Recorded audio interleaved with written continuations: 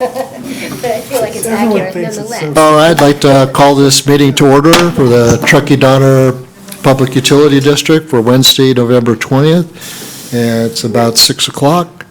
And Shauna, could you do the roll call, please? Thank you. Director Aguera? Here. Director Finn?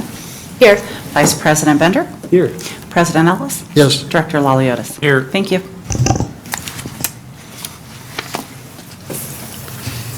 And Krista, would you like to do the Pledge of Allegiance? Sure.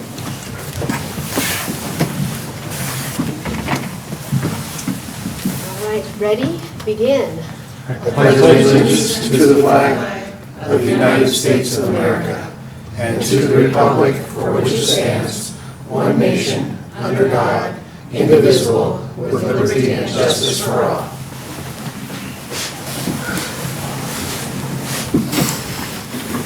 Michael, are there any changes to the agenda? There are no changes. Oh, darn. Okay, we'd like to remove items 7 and 8. Can we remove items 5, 6, 7, 8, 9, 10, 11, 12? Till next week. Okay, no such luck, huh? No such luck. Okay. Moving on, public input. This is time set aside for the public to address the board on any matter not on the agenda. Testimony related to any agendized matter should be addressed at the time that item is considered. Is there any public input at this time? No public input, so we'll close that and move on to director updates. Joe, do you have anything? I think it snowed last night. Yes. For a little bit. That's the only thing new I've got. Krista? I do have a director's comment this evening that I'm going to build off of my last director's comment a couple weeks ago, where I laid out just more of a vision than anything else. But tonight I want to lay out a little bit more thoroughly a set of policy guidelines that I think would help to get us toward that vision. I know that staff already operates with a lot of this in mind. We already have these policies, but I'd like to list them sort of in one coherent block, again, to invite my fellow board members to sort of contribute and understand what their thinking might be as well. So first, policy, encourage energy efficiency upgrades that will reduce our system's peak demands. Second, reduce fossil fuels used in our generation. 3, reduce net greenhouse gases from generation and other sources. So this would speak to things like electric vehicle programs and electrification programs. 4, focus on demand-side investments that save energy where and when it is the most needed. So the other side of the meter. And 5, ensure that an equitable level of energy efficiency benefits go to our income-constrained customers. So these are just, kind of broad, basic policies. And you've heard me talk often about how the utility industry is changing swiftly and dramatically. And I think that can be encapsulated in the concept of the IDSM, which is, I love so many acronyms in this industry, Integrated Demand-Side Management Program. So this sort of thing is being driven by consumers, economics, and technology, among other things. So to have an effective and innovative IDSM program, which is going to be critical if we're going to meet our state mandated emissions goals, because they are ambitious, shall we say, we will need to create policy regarding electric vehicles, energy efficiency, distributed generation, demand response, and time-based rates. So that'll be another set of policy guidelines that we'll all need to contribute to. Finally, when we reach some sort of board consensus, I very much look forward to collaborating with staff to brainstorm specific programs that would further these sorts of policies. So that is my next step along the path of my director's statement. Thank you. Jeff? No update for me. Tony? No updates, thank you. And I have no update.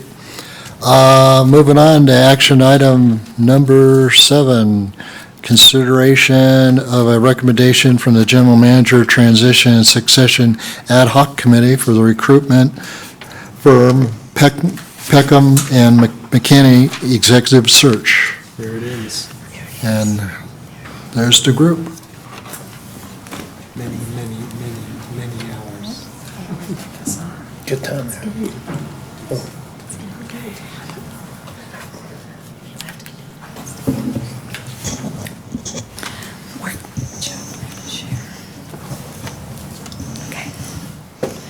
Good evening, President Ellis and directors.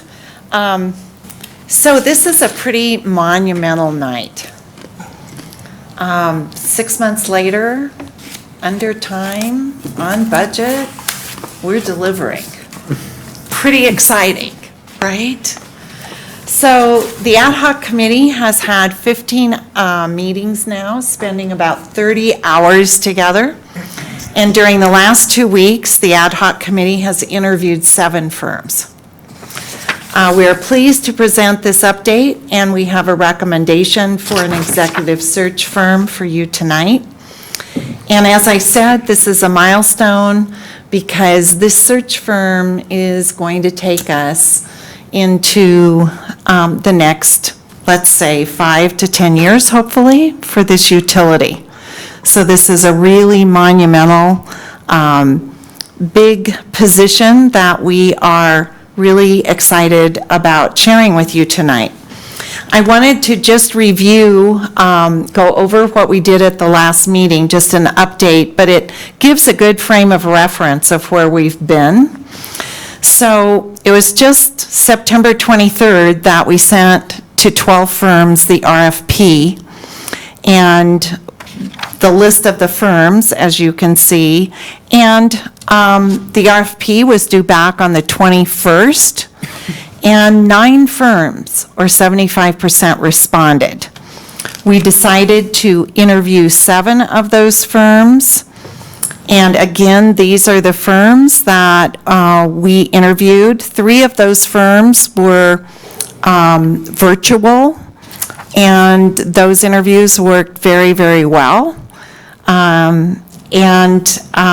The fees ranged with those firms from $18,000 to $110,000, and we talked about this at the last meeting. As we were getting ready to move into the interviews, the ad hoc committee spent time reviewing questions for the interviews. That the questions were prepared by myself and the ad hoc committee. We did some editing, but the set of questions that were used for the interviews, as we told you before, were weighted based on the RFP solicitation. So we used 3 major categories for weighting the questions, which were consistent with the RFP. And here's the weighting. Firm background and experience, we gave 20 points to. Recruitment methodologies and services had the lion's share of 50 points. And because that's the major core component that's really going to produce the candidates that you are looking for. Our final questions were focused, equaling 30 points, and those were how would these firms ensure the collaboration with our ad hoc committee? We really were interested in doing a deep dive on the lifestyle and climate in Truckee, making sure we'd get candidates who understood 400 inches of snow. And how has the firm tracked retention rates? So there were a total of 100 points that a firm could achieve through our process. 4 firms scored between 86% and 94%. And that's exceptional. And I think I could represent the ad hoc committee by saying, you know, several firms would do a great job for us. So it was fun to have this really engaging debate when you have choices, right? But the firm, drum roll, that we're excited that had the highest rating of 94 is also our recommendation to you tonight. So Krista, with that drum roll. We're pleased to recommend Peckham and McKinney, executive search firm based out of Colorado, I'm pretty darn sure. Is this my only slide? No. Good. I didn't think it was. No, you have many more. Yes, more, exactly, which gives us a lot more background on Peckham and McKinney. Established in 2004, headquartered in Roseville. So over 60 years of experience in both local government and executive searches, and he stressed that they specialize in kind of smaller and rural utilities as well, have conducted over 500 executive-level recruitments all over the West: Arizona, California, Colorado, Idaho, Nevada, New Mexico, Oregon, Utah, Washington, and Wyoming, but with most placements in the state of California. If you guys want to check out pages 14 through 19 in the packet that we had in front of, oh, it's in front of me too. Here it is. I could go there as well. That'll give us a little bit more specifics about where they have placed executives. To add on to what Krista is saying, just take a minute or two to look through from pages 14 to 19, because you'll see how impressive it is, the executives that they have placed. And that is, again, not just in California, but all over the West.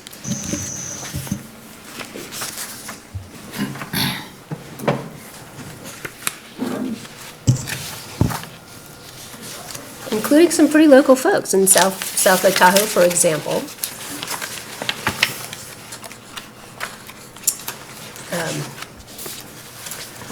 So they are a boutique firm. They're a smaller firm. They like to get, intimate with their customers, and one of the most trusted and respected executive recruitment firms in the country.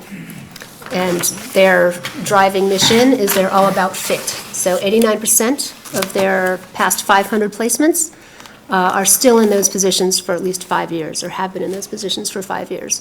That's pretty So that's good. pretty good, yeah. I think that's pretty good.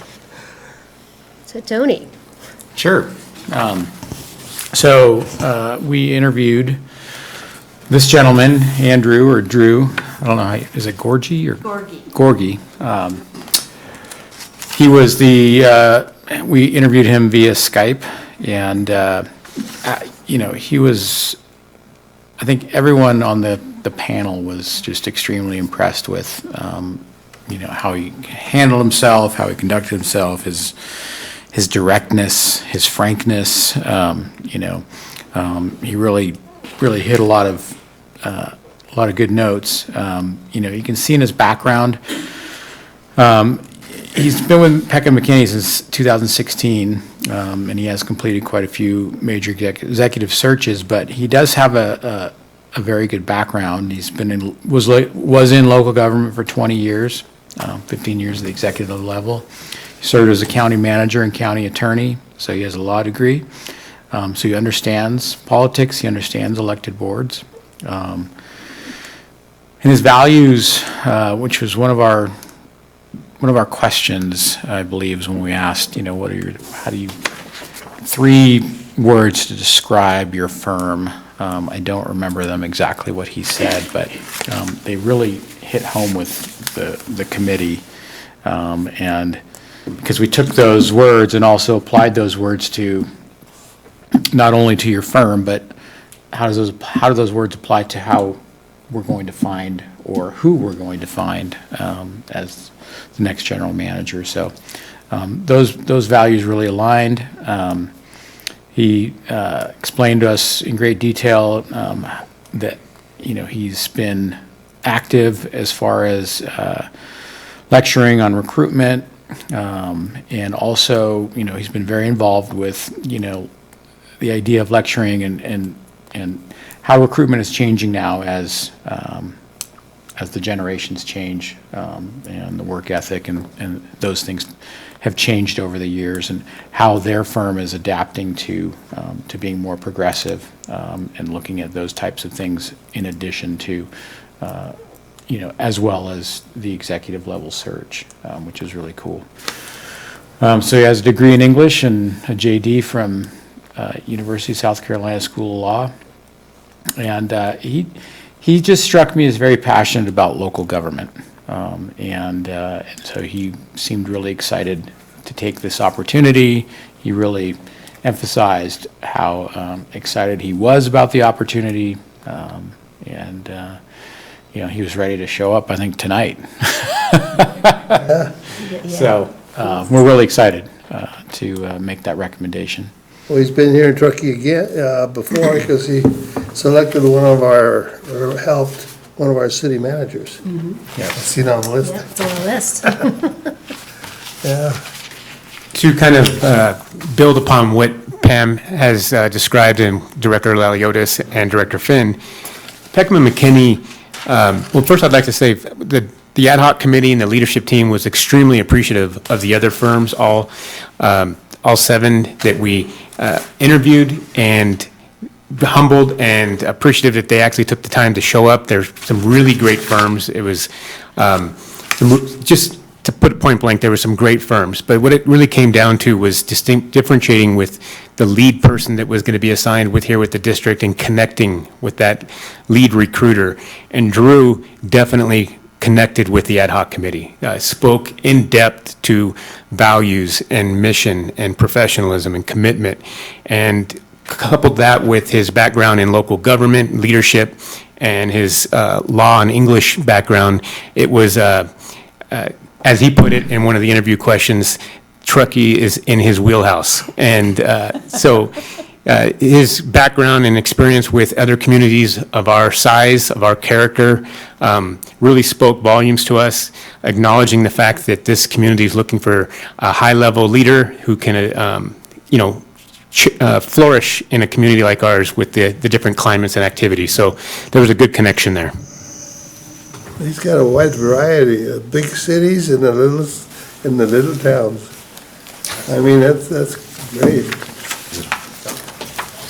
Yeah, thank you, Brian. I would just add a few things to what Pam and Brian have already said. He did impress us greatly. About halfway through the interview, I leaned over to Pam and I said, "This is the guy for us. We need to hire him." Just mentioning a few things, I think he brought out, right away he was connected with values, and it came out, and it was genuine and honest. I think another important item was his honesty near the end. One of the last questions we asked him was, what are your final recommendations for us as we go through the process? And he was the only person to say, and it greatly impressed me, he says, "I don't have any, but I want to make those with you when you hire me." So I think he is the right fit for Truckee going forward for our recruitment. Thank you. One of the things that I wanted to bring up to all of you is that this firm has a very aggressive passion for diversity. It's in their mission statement. They focus on it. Drew talks about it, and this was the only firm that really called out. They all, support when we ask them about their multi-generational approach. They talked about diversity. But Drew talked about it right up front, and in all of their materials, it's there as well.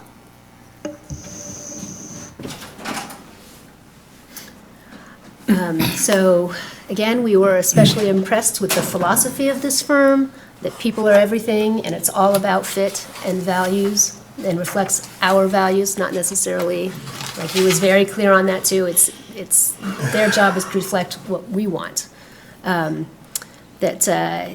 And that he came from a law background, and he's a professional question asker, which is a good thing to be when you're vetting candidates for this position. And that came up in the conversation too. It's like he left, obviously, a lucrative profession, the law, to come and be an executive recruiter. And why would you do that? And because he said it himself, it's his vocation, because he really enjoys these sorts of challenges. So he'll be good at questioning our candidates to make sure that we get in exactly what we want, and part of that process for him was to get their answers in writing as well as verbally. And he will do a video conference with candidates, and this is all before it even gets to us. This is all legwork that he's doing before we see anything. So, and I'm going to let Tony finish off here. Sure. So obviously, you look at this list, and as Joe mentioned, there's large towns and small towns, and so very diverse background. They have worked here in Truckee, and for the town manager position. One thing that stuck out for all of us was that they're the only firm that he talked about emotional intelligence and kind of identifying the work in the sort of the leadership realm, which is really excellent timing based on all the work that that the staff has done on mission statement and values and core values. Trying to keep that momentum rolling with that process. They have recently done the city manager position search for Aspen. The recruitment material is attached to the stuff here that the board has. So that was a very interesting process. Drew actually used that as an example when we asked him a question about, give us a challenging recruitment that you recently did. And, nothing surprising. It's always, either they have boards that are in the middle of changing, or you have a very active community like Aspen, is. And just trying to put all the pieces together through that recruitment, he identified as being pretty challenging, but very rewarding. And I believe Pam also contacted all the references, and sounds like they were all excellent. So. Yeah, I wanted to share in talking to the references, I was really surprised when I talked to one gentleman and I asked, you're a reference for Drew Gorgie, and he said, well, I was a candidate. And I was so impressed that Drew gave us a candidate who did not get the position. And I won't go into the details, but I want to tell you what the candidate told me. The candidate said that Drew, he always knew where he was going to be, when he was supposed to be, who he was going to be interviewing, what he was supposed to wear. He was involved in quite he called it social process, where his family came on site, and that Drew took care of his significant other and his son. And he went into great details about how impressed he was with Drew. And he was the runner-up. And he said Drew was very direct with me about why I didn't get the position and what I could do to change, and that Drew would be happy to help me and coach me. And he said, I give him 15 plus. He said, he's just a fabulous person. And he talked a lot about his character. So I wanted to share that with you because that's unique, for one of these firms, the lead to give us a candidate who didn't get the position, as a reference.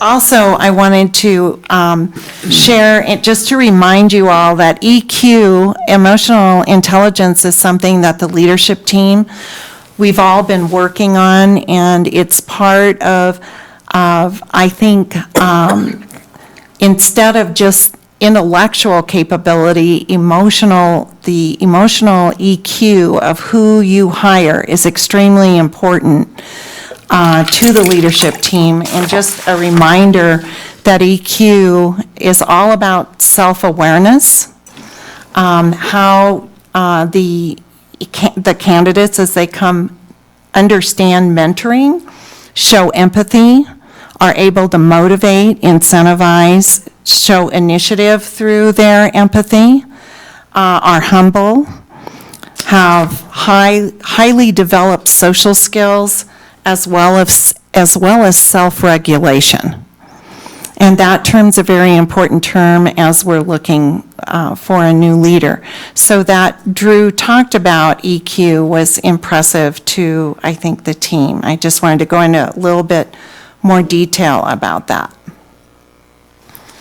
Other comments from everybody?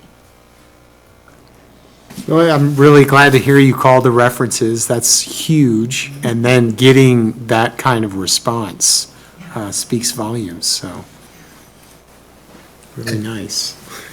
Yeah, very, very impressive. Sounds like a good fit. He's hit every point in California. From the south from Barstow to Redding. And one of the other key points in the interview that came out was that Drew and Peckham and McKinney expressed that they would go to every extent possible to incorporate the ad hoc committee's work that's already been completed, incorporate that into the recruiting process, the candidate profile development, the interview portions of it. So the work that's already been, the extensive work the ad hoc committee, the leadership team, the board, staff, the community have already participated in, that will be incorporated to the extent possible with this recruitment process. So that was a huge plus for us. It really hit home with our scoring.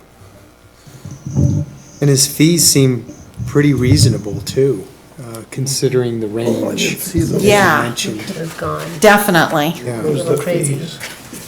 It could have gone crazy, yeah, yes. We did not. And then there is the line item in there for additional, Right.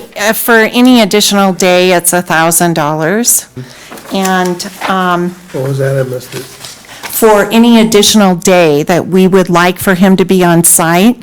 And mind you, these leads do a lot through FaceTime and Zoom and Skype. And so a lot of the time we can spend with him will be real time but virtual. But any additional day, Director Guerra, that we, the ad hoc committee or the board would like to add is an additional $1,000. What was his fee? I didn't see that. page 9, Oh, page 9, okay, thank you. It is, 26. what he has quoted us, and I want to bring you up to date, this last slide, Mr. Hawley and, well, I'll just say Brian and Joe. Brian and Joe and Mr. Hawley and myself had a conference call with Drew yesterday. He is so excited. I mean, one of the things we didn't talk about, he has a great sense of humor. And there's no pulling punches, right where you stand with him.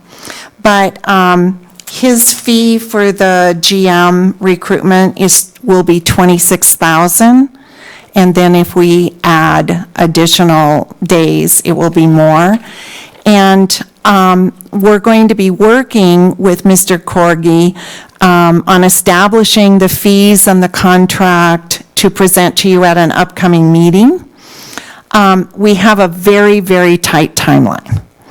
So we had the luxury of a few extra weeks, but as you think about your schedules between January and May, any vacations you have planned, please let Shauna know so that, because we're going, just for you to be thinking about, we will have probably 5 days of interviews, including the case study.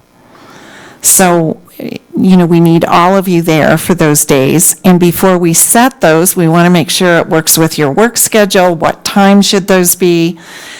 So be thinking about that. What months were those again? I would say we need to know any vacations between January and the end of May. And the target probably, Mr. Corgi will be here to meet all of you on December 3rd and December 4th. I'm going to tell you more about that in a moment. But when he's on site, Mr. Hawley and I will be really working on the entire schedule timeline with him. But probably the interviews we would target for the first week in May. Could be the second week in May, but can't be any later than that in order for us to have the public process that we need to go through and develop the contract of the new person. So be thinking about that and get back to Shauna and let us know. I would like then for you to think about December 3rd and 4th. So Drew is a really hands-on recruiter, and what that means is he wants to get inside all of your heads. In other words, you're going to be doing the hiring. He wants to know what you think, what you feel, what you want. And what we'd like to do on December 4th is to schedule a workshop from 4 to 5:30. That's a regularly scheduled board night. So it would be just coming early if you all could.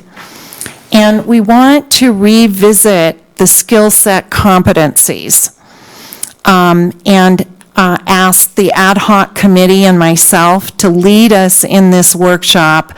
So we really relook at the priorities that were established by the public and our employees. And Drew's will be able to ask you questions about those.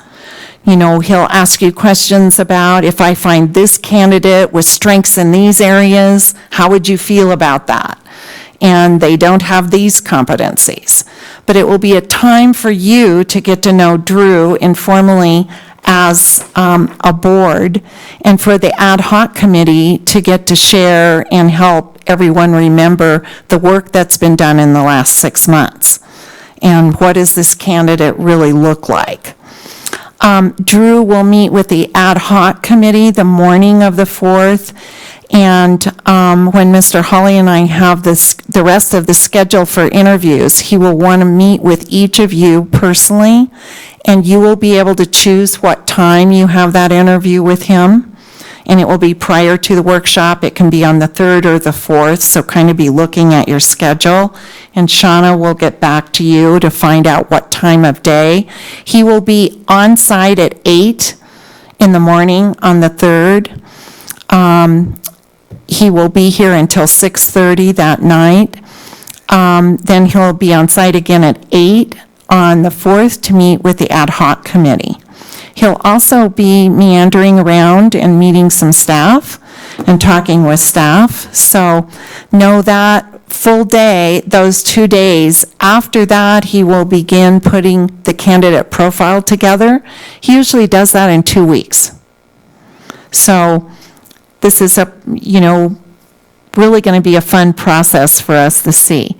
But how does it sound to everyone to look at President Ellis? Maybe you could lead this discussion in having a workshop on the 4th from 4 to 5:30? Yeah, I don't have a problem with that. Does anybody else have a problem, Tony, or working your schedule? Well, working your guys' schedule? Yes. Looks like everybody's on board. We'll make it work.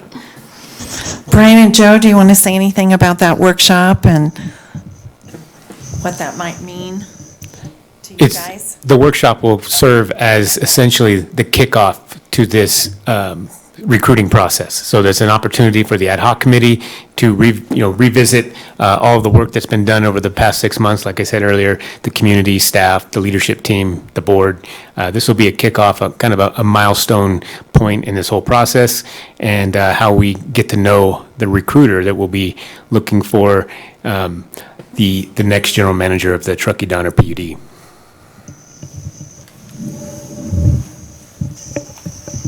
Yeah, I think this will be a really valuable time to spend with Drew.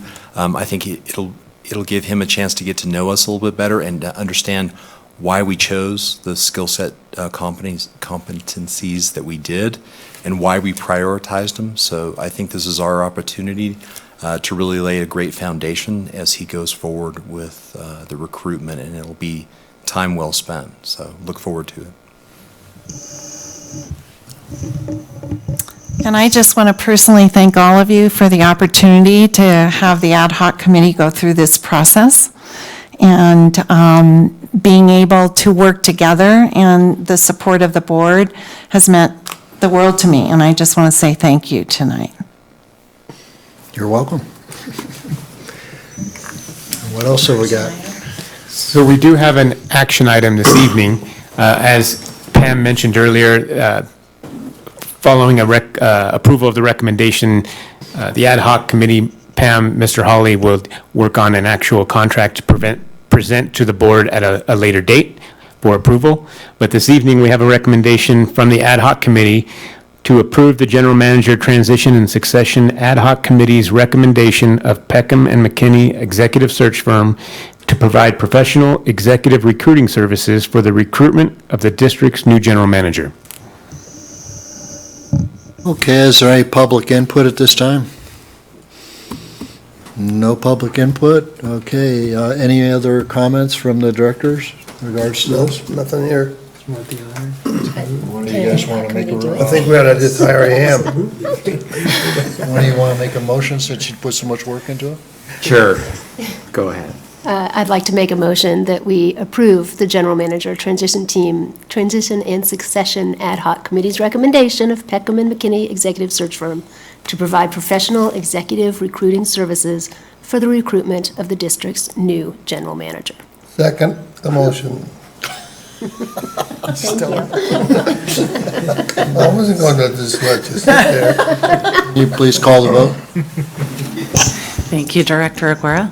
Yes. Director Finn. Yes. Vice President Bender. Yes. President Ellis. Yes. Director Laliotis. Yes. Thank you. Okay, the motion passes. So I guess start moving forward. Yeah, right. I guess Thank we'll you. see you on the 3rd or the 4th or both, huh? Yeah. Ben, when do we expect applications? We'll be doing that entire timeline on December 3rd and 4th. Oh, okay. And the next meeting, your meeting after that, Directors Finn and Laliotis will present the schedule to you. And you'll know it all, what's happening. And the other thing is that Drew will be giving us an update weekly. And so any of you who want to be included in that, he'll talk about this at the workshop, but he doesn't want to, overwhelm the board, but he wants to over-communicate so that you know what's happening weekly from now through June. Okay? Sure, thank you. Yes.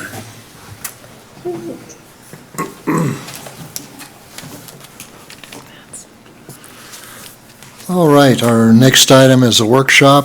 Item number 8, discussion on the 2019 Electric System Master Plan presentation. And Sana, I'll let you give the presentation. Thank you.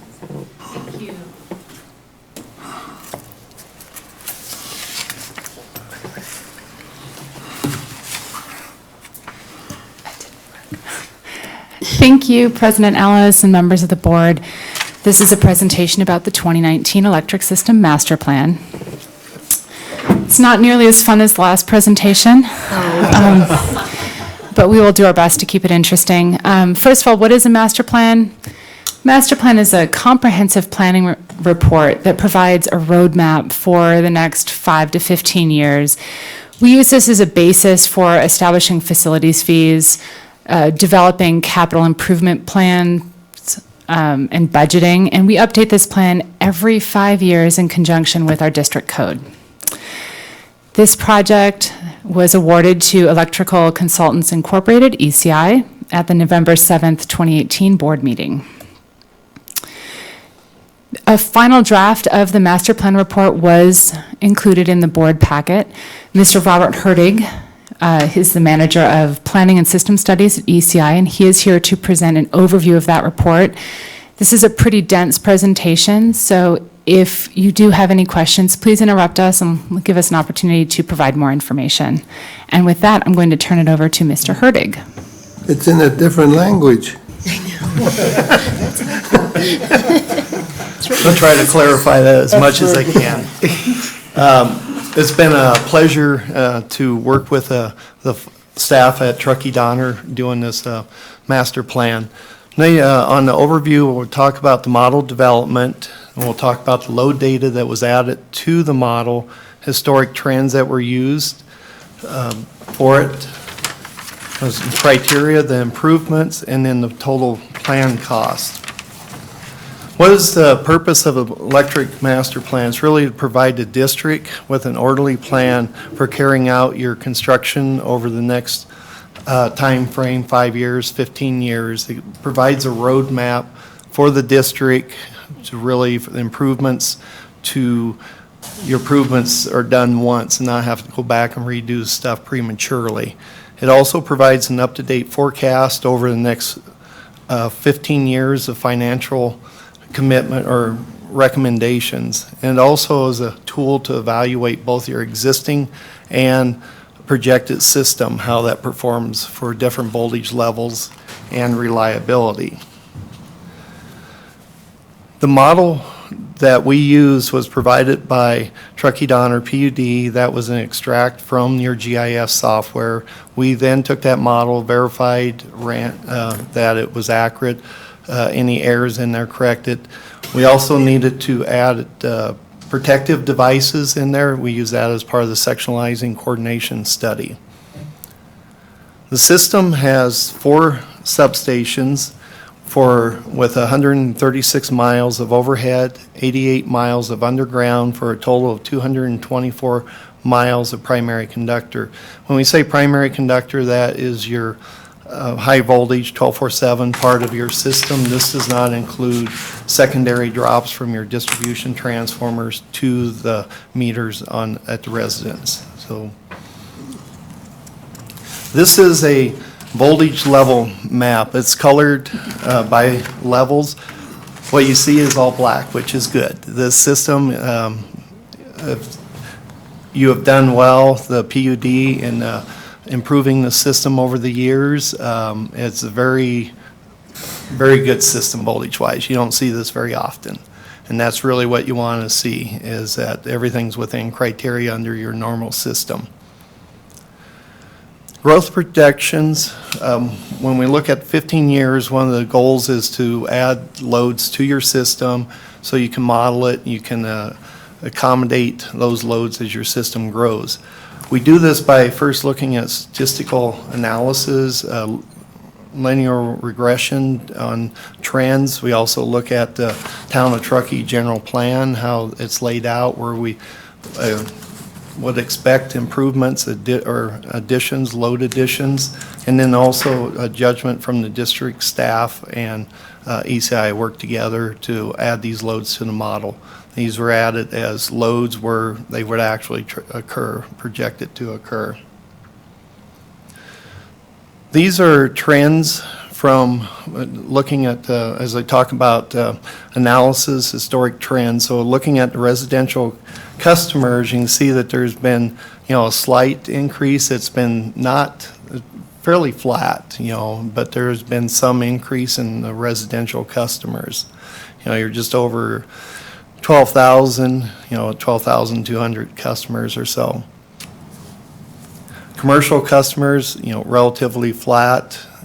This is a small commercial, less than 50 kW. It's been relatively flat. You see a dip in there that was during the recession.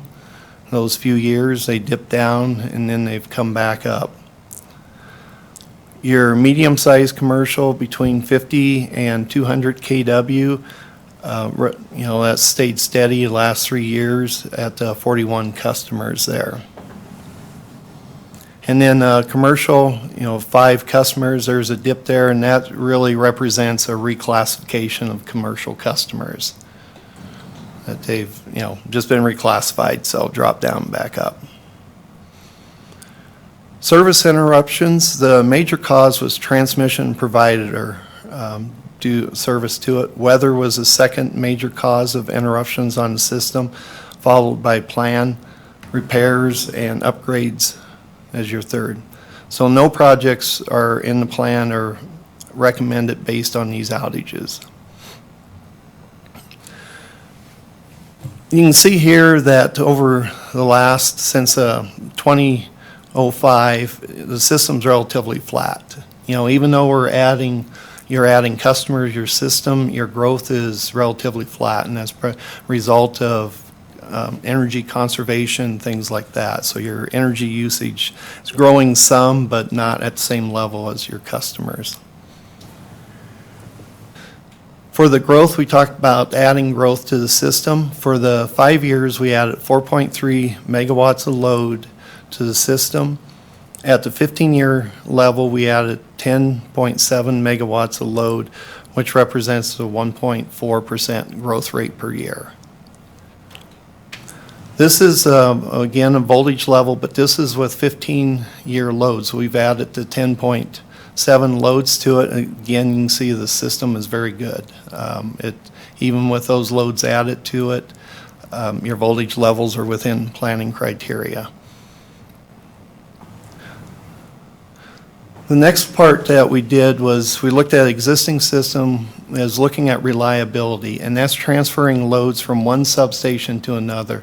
If you need, you lose a transformer in one sub, something happens, you need to take it out of service, you want to be able to transfer those loads to others, and that's where the real reliability comes in. When we do a load transfer at Donner Lake, we have low voltage for the existing and future loads, so those fall below what ANSI standards require. We also have conductor loading that's over 100%. Truckee and Martis Valley have transformer overloads when loads are transferred to them, as well switch between the two, as well as some conductor overloading. And then Tahoe Donner, we have low voltage on the existing and future loads.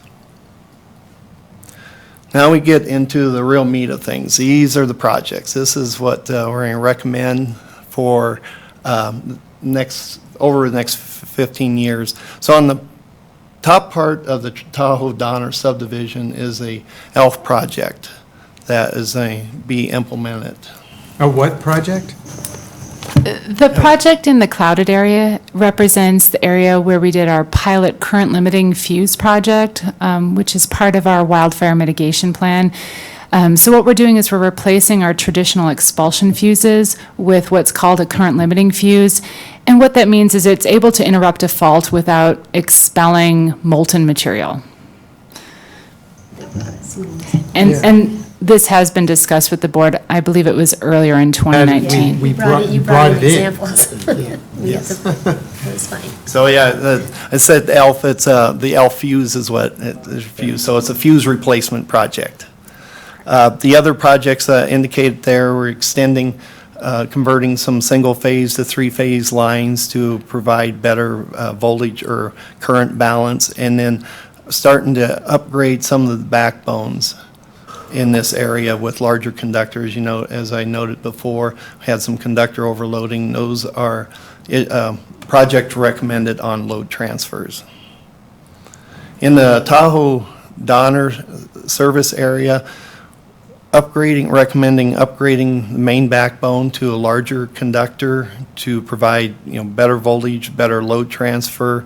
The tie between Donner Lake and Tahoe Donner, we're going to a larger conductor. Again, that allows for better load transfer between those two service areas. What time period are we in to start those? In 5 years or within 5 years? If we're discussing the rebuild, are you asking specifically about the rebuild in Tahoe Donner? Well, these projects that you just talked about from Donner Lake to Tahoe Donner. Yes. This was included in our previous master plan in 2014, and we have already begun reconstruction of the Northwoods Loop, and this is a continuation of that work. Okay, good. So, and also to add to that, all these projects really are over the 15-year period, and some of these are singled out over the next 5 Well, years. that's kind of what I was looking at, just how you gonna balance them all out. Yes, in that they've already identified projects for the next 2 years, and then there's a 5-year part of the master plan that's I figured identified. for the 15-year period, you need a crystal ball to see what's going to happen. Yes, exactly. The Truckee service area, extending some single phase again to just provide a better load balance on your lines and stuff. That also helps reduce losses, reinforcing some of the backbones, a larger conductor. There's some substation work that will also be done here. Martis Valley, again, kind of the same thing, following the theme of reinforcing the main backbones to larger conductors to prevent that conductor overloading when we transfer from one service area to the other. And then Glenshire, recommend a step-up transformer there. This will allow Glenshire to be transferred to Martis Valley. So we'll have backup for that. I believe it's Martis Valley, yeah. Recommended cost, when you look at 1 to 5 years, we have recommended projects are $8,740,000, and then the load transfer projects are $1,390,000. And I'd just like to make a point here that I understand that these numbers are pretty substantial. Rest assured that this information has been incorporated into the budget for fiscal years 20 and 21, and that information is directly reflected in these project costs. And then years 6 through 10, we're at 2,800,000. And then the load transfer projects for that 6 to 10 year period represent 1,446,000 roughly. And then the 11 to 15 year period is seeing drop off there at 2,046,000. Total 15 year would be $16,423,757. We're getting down to the dollars there. This is what I was wondering about. Yes, this, This graduation of charges and stuff.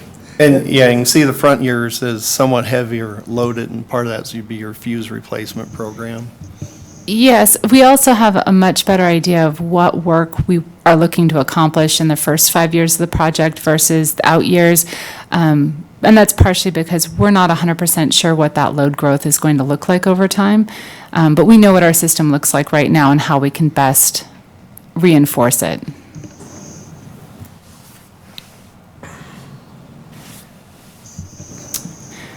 Now, as far as next steps go, it is a requirement for us to complete a CEQA initial study as part of our master plan process.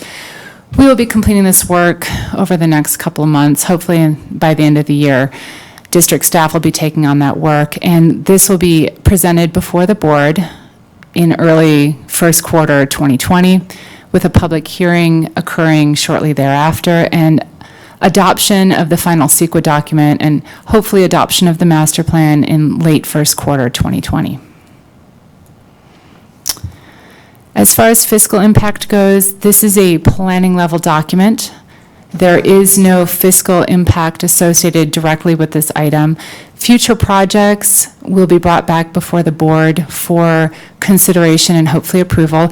And I forgot to mention that with CEQA, that this is a planning level CEQA. Individual projects will very likely require their own CEQA studies.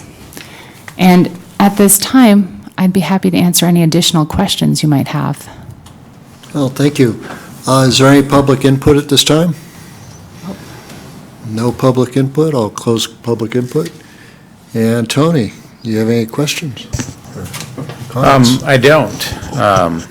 There was a lot of information in this report. But,